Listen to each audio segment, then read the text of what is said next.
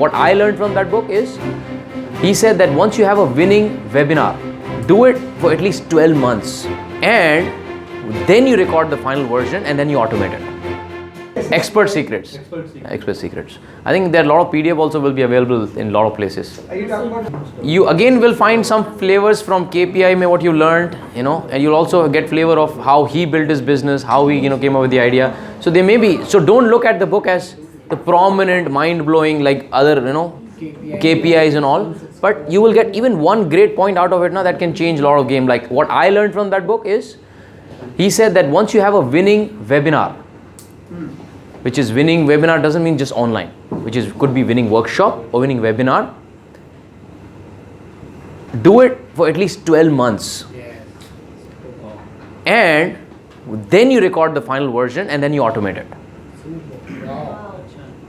That was one key point. I said, wow. See, that's why you need to read these books.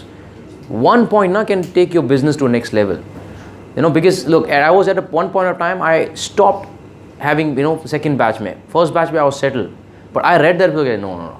That funnel is really working. I should not stop my funnel.